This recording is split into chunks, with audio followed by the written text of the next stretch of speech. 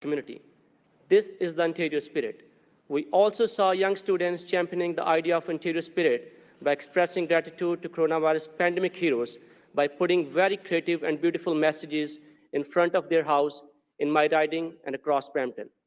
And these are just one of many, many examples of this community came forward to support, especially those who were vulnerable and vote to defeat the pandemic and its devastating impact over the ever amazing Brampton community. Now, as we reopen more of the province and more people and businesses get back on their feet, we have an opportunity to not only rebuild everything we have lost through this pandemic, but to build for the future. We have to start laying the foundations now for our long-term prosperity. It starts with our young people. This year, we're getting shovels in the ground on 3 new school projects here in Brampton, schools that will meet the need of our growing community and ensure students and teachers have access to modern classrooms. These critical investments are not only being made here in Brampton, but all across the province this year. To share more details about our government's plan to invest in our schools and students, it's my honor to invite to the podium the Honorable Doug Ford, Premier of Ontario. Thank you. Great, thanks, Amarjot. Well, thank you so much, Amarjot. And well, good afternoon, everyone. It's great to be here with Minister Lecce, our all-star education minister, along with the Peel District School Board. And by the way, the Peel District School Board, you guys are doing a great job. And thank you for everything you're doing. I want to recognize our local champions, Minister Sakaria and Amarjot Sandhu, the MPP for Brampton West, who are working hard around the clock for the people of Brampton. And today's announcement is proof that Prab and Amarjot are getting results. It's also great to be here with Mayor Patrick Brown. Great to see you again, Patrick. You're doing an incredible job here in Brampton getting through this pandemic. My friends, I just love the people of Brampton. I'll tell you a little story. At the start, when Carla and I got married 32 years ago, my wife and I, we looked around and we looked at this great community, and we moved. I remember the address. It was 8 Lisa Street, apartment 2802. What a great area. And just it's kind of like a second home there. So we lived here for 5 years, and this is a beautiful city with some of the best people in Ontario. They're absolute champions here in Brampton. This city is growing, and it's growing fast. And going back to when I moved here, I remember the 410 didn't even exist. It's 2 little lanes. Now look at it. It's like a metropolis. It's growing like wildfire there. And we finally have a government that will make the investments needed to keep up with this growth. My friends, we're making a record historic investments. We're investing in healthcare, transit, and transportation, long-term care and education right here in Brampton, in Peel Region, and across Ontario. At the Brampton Civic Hospital, William Osler Health Systems, our government is investing over $46 million on a new facility that will create 608 new beds. We're investing $160 million in new public transit for Brampton, including new buses and transit hub for Brampton Transit and Go Transit. We're moving forward with the Hurontario LRT, a $4.6 billion investment that will bring incredible new transit options to Brampton and Mississauga. We've invested over $20 million to keep Peel Region safe and help fight against guns and gangs. My friends, we want to make sure these investments now, so growing communities like this one are ready for the future. In one area that we must always invest in is our youth. And in growing communities like Brampton, we need shovels in the ground now to build a strong foundation for our children's future. The investments we make today will set our students down the path for lifelong success. That's why I'm here today to announce our government is investing $12 billion over the next decade to build new schools and refurbish and expand existing ones. That's $12 billion, the largest capital investment in our school system in a generation. This year alone, we're investing $500 million to build 30 brand new schools and expand 15 existing schools, creating 25,000 more student spaces by 2023. And that means 2 brand new schools right here in Brampton. We're going to build modern classrooms with access to high-speed internet, air conditioning, and accessibility features like ramps and elevators. We're creating the best possible environment for our students as they prepare to compete in the highly competitive global economy. This is about unleashing the incredible potential of our bright young students now and for generations to come. Through all of these projects, we're creating 900 new and affordable licensed childcare spaces in these schools. This is part of our plan to add 30,000 childcare spaces, including 10,000 spaces in new schools over 5 years. And we hope these schools will provide role models that will inspire our kids to reach their full potential. Models like Private Buckham Singh, one of the first Canadian Sikhs to fight in the First World War, and whose name is now on the doors of a brand new school right here in Brampton. Role models like Malala Yousafzai, I apologize for that pronunciation, folks, a brave activist for girls' education in Pakistan and an honorary Canadian. Her name will also soon be in the front of a brand new school right here near Queen Mary Drive and Remembrance Road. Both Private Singh and Malala are shining examples for young people. Courage, perseverance, and service to others.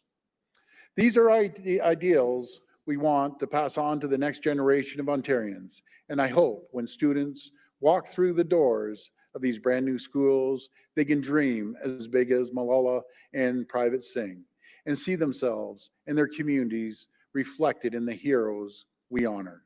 Because the best investment you can make is in the child's future. Thank you, and God bless the people of Ontario. Now I'll pass it over to Minister Lecce.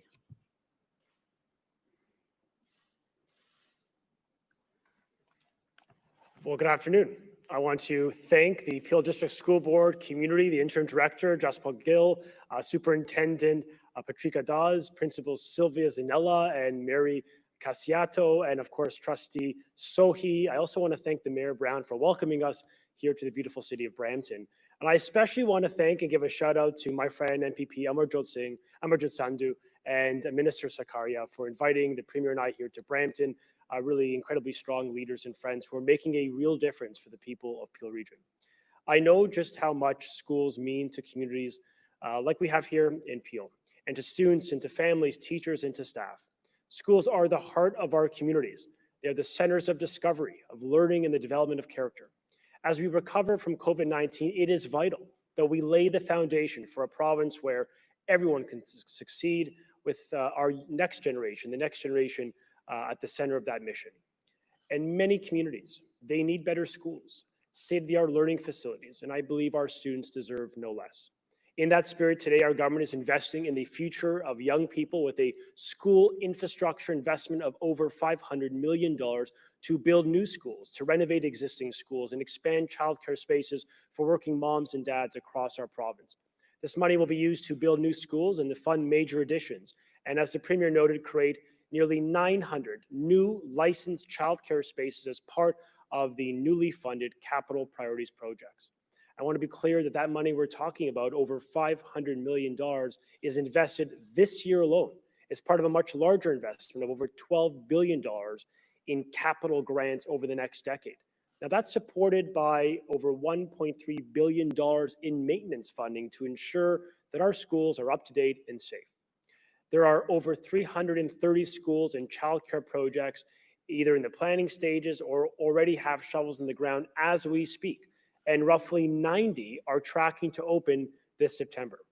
Now, our government has approved 45 new projects, including 30 brand new schools, 15 permanent significant additions to existing schools, new schools, major school additions, nearly 900 childcare spots supporting the next generation. Laying the foundation for their success starts with a modern and safe learning environment. It's why we're also investing to ensure internet is connected to every high school in Ontario this September. It's also bolstered by a modernized curricula, strong efforts to counter racism, and ensuring our system rewards hard work and restores the principle of a meritocracy. And by laying that groundwork for student success, we ensure they get the most out of their educational experience, enabling them to get to college, university, and the skilled trades. But it all starts in our schools. We also know the parents and students are looking for clarity about what school will look like in September. Now, we intend to announce the plan for the safe resumption to class that will be equipped with strong health and safety measures in short order. We're finalizing those plans with the Chief Medical Officer of Health, and we'll share more details about that plan, that protocol, and those investments next week. Today's announcement is really about giving our students and all families really the best head start, ensuring that schools remain the cornerstone of thriving communities across our great province. Now, I'm proud to be here today in Brampton, celebrating this landmark investment in our students. I know many students and many families will benefit from these investments for generations to come. Thank you, and merci. I'll turn it over to Mayor Brown.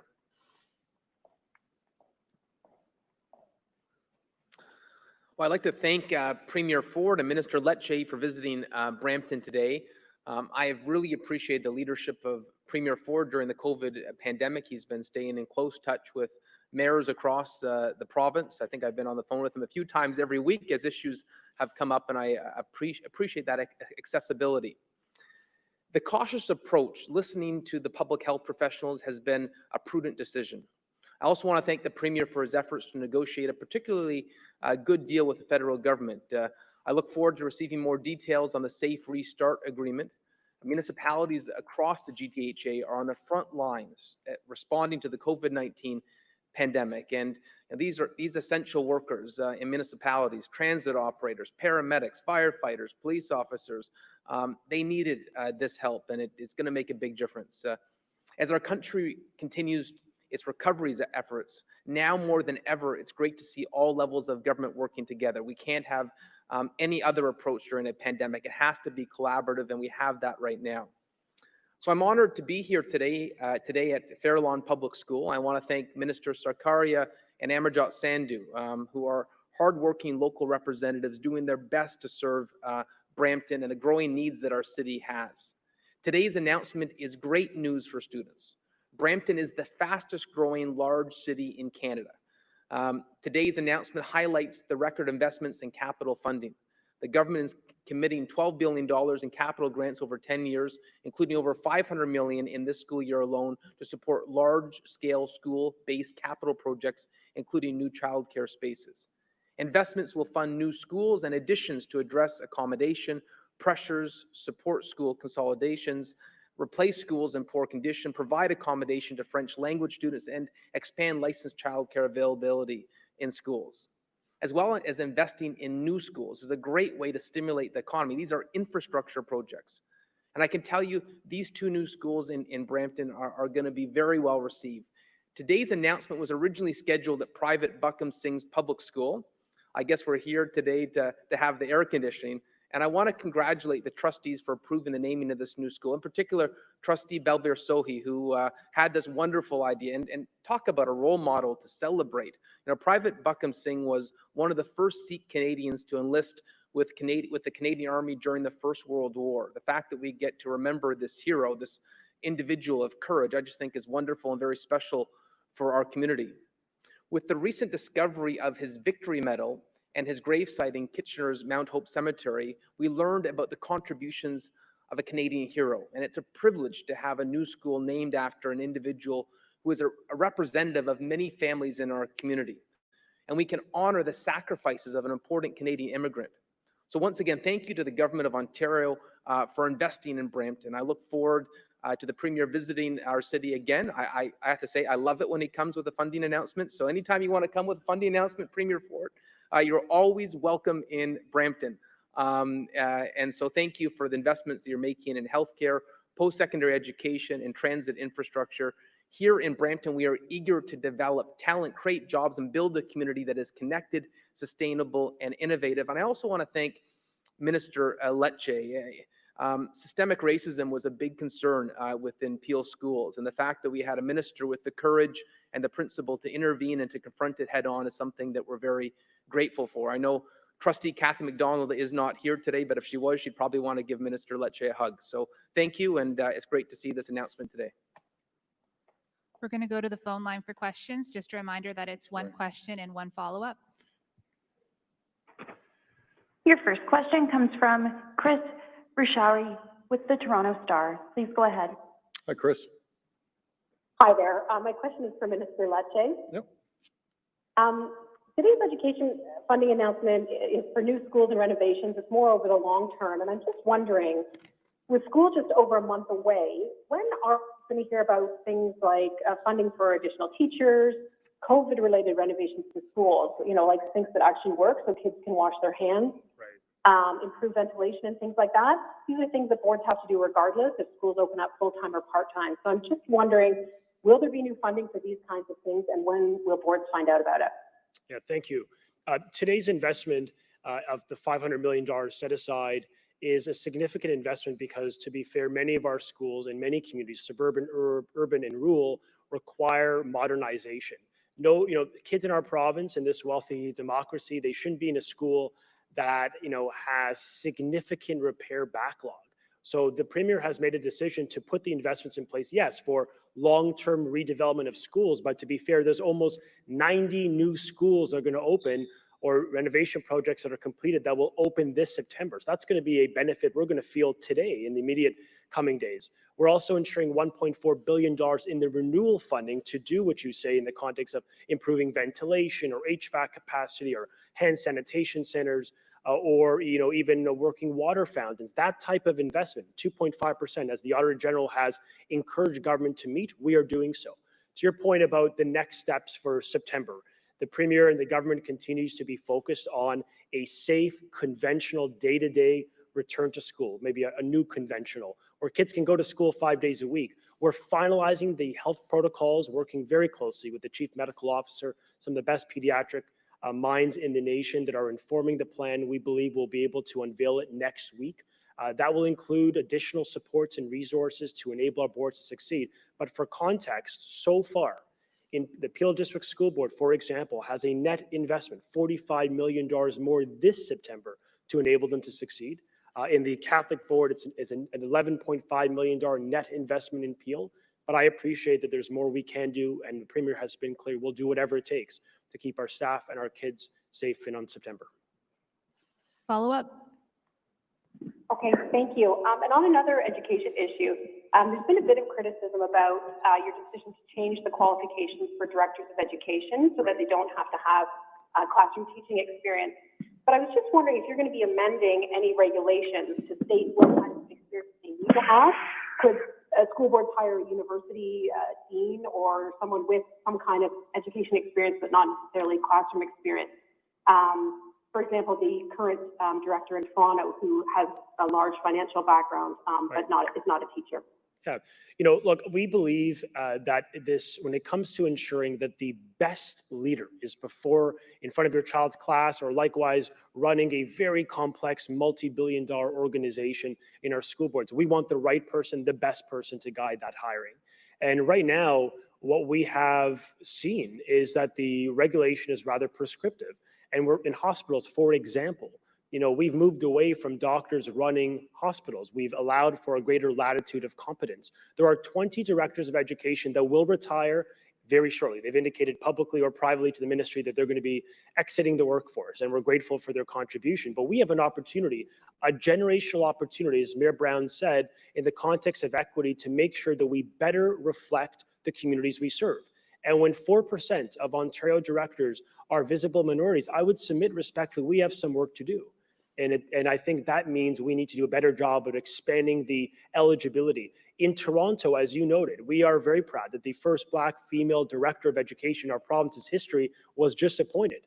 And in that appointment, that individual is, as noted, is not a Ontario certified teacher, happens to be a 20-year veteran in the public service, happens to be a CPA, happens to have financial acumen, but also happens to be a passionate defender of public education, having worked in school boards for many years.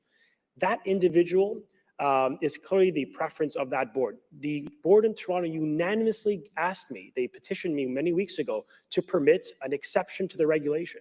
This happens quite often, every few years. So what we want to make sure is the right person emerges with the right skill sets to run these organizations, to lead them forward. And I think what we're going to be trying to achieve is that diversity of experience, and more so the triumph of experience when it comes to hiring and promotions in Ontario. It also speaks to our preference to ensure that that principle applies within our classroom, to make sure we have a more reflective educator working within schools like here in Brampton that have very proudly have a very large racialized community. And it's not right, I would argue, that principals today are not permitted to choose a educator who, yes, is of course qualified, highly merited, but happens to reflect the community and the classroom that they serve in. So we can do better in this respect, which is the basis of that change. And I think that this change will help to improve our school board management and really allow our students to have a better educational experience. Next question. Your next question comes from Ashley Newport with insaga.com. Please go ahead. Hi, Premier. Hi, how you doing? I'm good. How are you? I'm doing great. Earlier this week, you visited Mississauga and you announced that a new accelerated build pilot program is going to be used to build 2 new long-term care facilities in the city. I know that long-term care might be a bit different from traditional hospital, but since Brampton is such a large city and only has 1 full-service hospital, I'm wondering if there's been any talk about potentially using this program to create a new full-service hospital in Brampton in the coming months or years.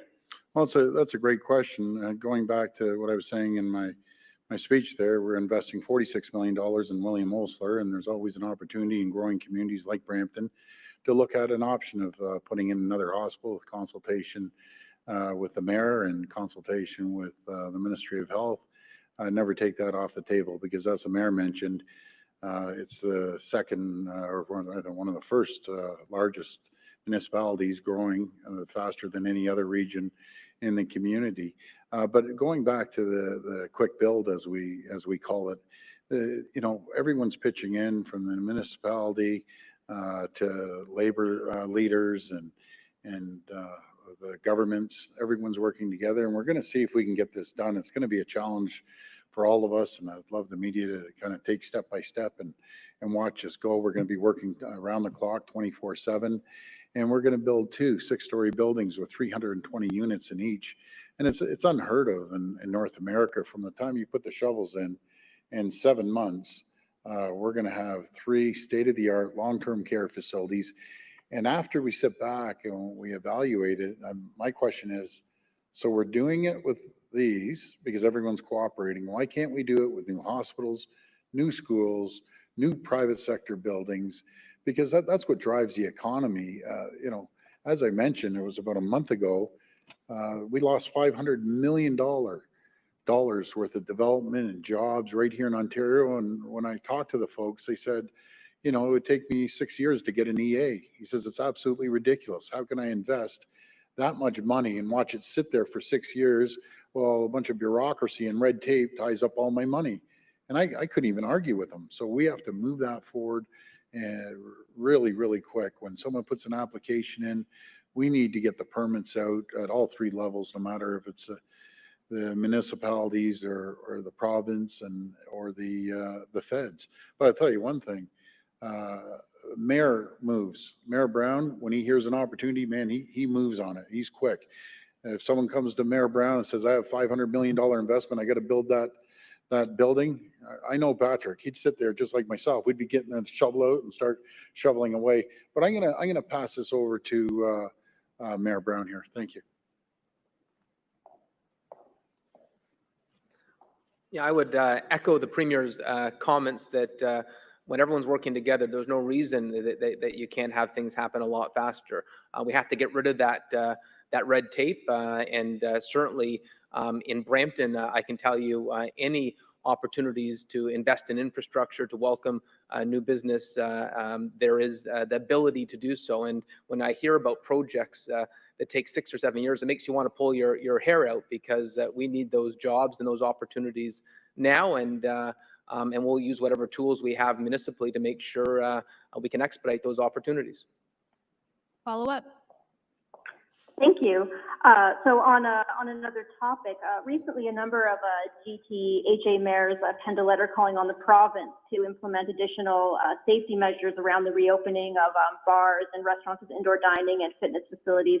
I think some of the things they're calling for are, stricter capacity limits and, insurances that at bars people stay in their seats. I'm just wondering if the province does actually plan to implement new rules or policies around these facilities as they reopen, as more cities and regions go into stage 3. Well, I fully agree with the guidelines, especially in big urban areas like Toronto and the GTA, be it Peel or York or any of the large areas. And under Section 22 of the Health Act, each regional chief medical officer has that authority to put those guidelines in, and I encourage them to do it if they feel comfortable in doing it. But what works, I've always said this, what works for Toronto and the GTA doesn't necessarily work for our friends up in Kenora or way up north in these rural areas that haven't seen any cases at all and might have a small restaurant / little bar. But my advice all the time: be vigilant, practice social distancing, always wear a mask no matter where you are, especially when you're in large groups, and just follow the guidelines. Everyone's been doing great. I got to thank the people of Ontario again. I looked at the numbers this morning: 103. Man, I just can't wait to break that 100 barrier, and then we keep going down. And I know Mayor Brown's been working very hard day in and day out on making sure he keeps the numbers down in Brampton and Peel region. And I just want to thank everyone. Everyone's pitching in, doing an incredible job. And all you have to do is turn on the news. You watch CNN, Fox, whoever you're watching, and see the disaster that's happening south of the border. You're seeing 11, 15,000 cases a day. And we're equipped. We're ready more than we've ever been ready for a second wave, flu season. We put $935 million into the health system, making sure we have enough acute care beds, and making sure that our testing program is working like a well-oiled machine. We're up over 20,000 every single day. So we're much better equipped. We have PPE. We have PPE suppliers all over the province now. We have more mask manufacturers than ever before. I think 35 was last count. Face shields, we have probably close to 50 or 60 of them. So we're really equipped, but never take our eye off the ball, never let our guard down ever, because this can come back and bite us in the backside as quickly as anything. Next question. Your next question comes from Lucas Meyer with News Talk 1010. Please go ahead. How you doing, Lucas? Good afternoon. Thank you. I do have an education question, but actually, Premier, if I can start on another subject. As you may have seen, York Regional Police have charged a former employee of the 407 ETR in the data breach that came to light in the last provincial election. Given the allegations at the time of the alleged links to the PC government, are you reopening an internal investigation? Well, that was, I think, during the nomination or something. I can't, to be frank, I remember that happening. I think it was during the nomination. Anyways, we got rid of the person that didn't run for us, and I didn't have anything to do with that. So I'm glad he was charged, and it just sends a message to people: don't take data that doesn't belong to you and use it for the wrong things. So I'm glad he was charged, whoever it is. I can't even remember the guy's name, to be frank with you. Follow up. Thank you. And Premier, if you could clarify, though, if that means a no on an internal investigation. And for the minister, after that, Minister, in terms of daycare, we learned just recently that only 40% of all daycares in Ontario are open. So obviously far from the goal of 91% capacity. So my question is, with the cohorts increasing on Monday, how confident are you that the remaining, 3,000 plus daycares will be open by September when school starts? So before I pass it over to the minister, the answer is no. There's no reason to. The York region looked into it, charged a person. The right thing happened. And I'll pass it over to the minister. Thank you. Thank you, Lucas. Well, today, just for context of why we're here in Brampton with my colleagues Amarjot and Prab, is because we're announcing part of our investment, $500 million in school renewals, also 900 net new childcare spaces that are being funded for accessible and affordable childcare for working parents in the province, and that starts today. That is a forward-looking investment. When it comes to getting parents, moms and dads back to work, obviously we have a commitment to do so. We want them to be able to do so with confidence, knowing that their children are safe. And so what we have announced is last week, just days ago, we announced that we're scaling up the cohort, essentially going from groupings of 10 to 15. That incremental increase from 10 to 15 represents a significant amount of pre-COVID capacity.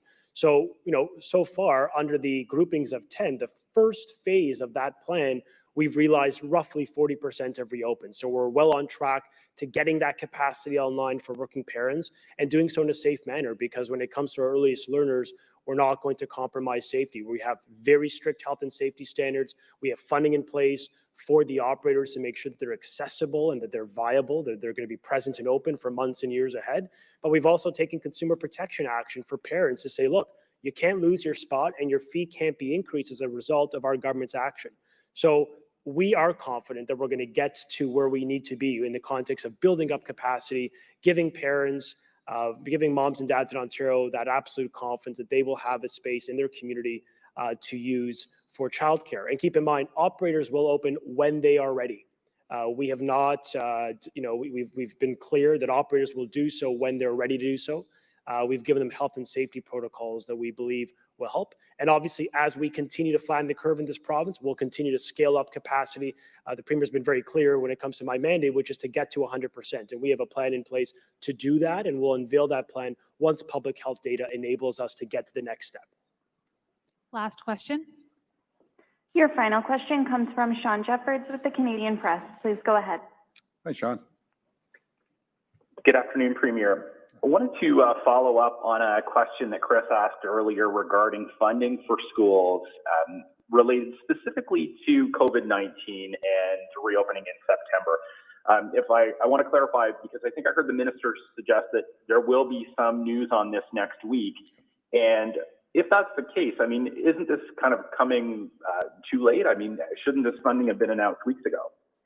Well, I don't think so. If you put it this way, John, if we go back about a month ago, 5 weeks ago, the province was hitting about 240 cases of COVID. Look where we are now. Today, we're at 103. So this has been very fluid. It's been moving, and we have to adapt with the changes. When the minister first came out, and he'll continue along this line, that we have to be prepared if we ever get a second wave to have a plan. So we have a plan. We have 3 scenarios, a hybrid scenario, and then the other 2. But really our goal, and the minister's goal, and everyone's goal in Ontario, is to make sure we get the kids back in the classroom 5 days a week. It's the #1 priority. That's, I always say, I don't need pollsters. All I have to do is talk to the mums and dads out there. They want certainty. They want to be able to tell the place where they work that they are going to be coming in. They want to make sure their kids is in a safe environment. They want to make sure they have childcare after school or after school day care. And that's what we're going to do. That's our goal. And we're going to work closely with the teachers, the parents, school boards. And there's nothing we can't do when we all work together. That's what I've said from day one. I'll pass this over to the Minister Lecce. Thank you.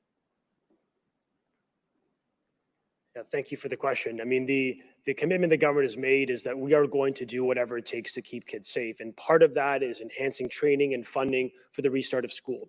Obviously, a month ago, we were in a different position, as the Premier noted.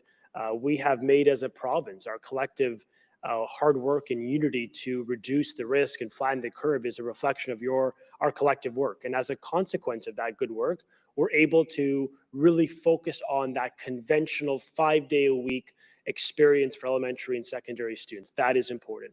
And what we are doing is we're finalizing that plan to provide to boards, to provide to parents, and of course to educators and staff with how we're going to create a health protocol that's relevant for the data today. And obviously we've really ensured that our planning responds on a local basis to that risk, because it's moving day to day, week to week, and we've got to be ready. And the obligation we're, I think, underscoring today is we're going to be making short-term investments. We've already made some in the context of $10 million more in mental health to help these kids, because I know that they've had some, some real impacts on young learners. Being out of school for 6 months, that is, it's an impact that I think is real, and I know we all appreciate, to hire more psychologists and psychotherapists and social workers. We're also investing $15 million net new for technology, which could procure up to 37,000 computers and tablets. But I also recognize as we go from the adapted model that we spoke about a month ago based on data then to a conventional model that our school boards will continue to need more support, more training, and we're going to be there for them. And we're going to work together to get this right, because as we look globally, from Hong Kong to Germany, France, and a variety of jurisdictions that have reopened schools, we have seen some challenges with that process. So we're taking the time, working closely with the medical officer to finalize the plan, to look globally, to learn lessons so that we don't repeat them in this province, and we keep your child and all families safe in Ontario. Thank you. Follow up. Premier, I wanted to ask you a question on another subject, long-term care. So several unions this morning are calling for an end to the involvement of for-profit companies in long-term care. I'm wondering if you think that's feasible, given the heavy involvement of for-profit companies in the long-term care sector, and if you would support that call that they made this morning. Well, as I've said, we have our working group coming together. We'll be making an announcement by the end of this month. We announced that we're putting $1.75 billion into long-term care. There's never been funding like that ever in the history of this province. And as I say, you know, I take full ownership of what's happening at long-term care. It's been a broken system all the way back to, as one person told me, Bill Davis's days. But we're going to fix the problem. We're going to make sure that we have air conditioning in long-term care. We're going to make sure that we put proper guidelines and procedures, and we have to make sure we have to support the frontline healthcare workers that put everything on the line. They put their long-term care patients ahead of themselves and ahead of their families. They're absolute heroes, and I appreciate what they're doing. But again, with long-term care, we've come a long way as a province, all of us collectively together, to try to fix this problem.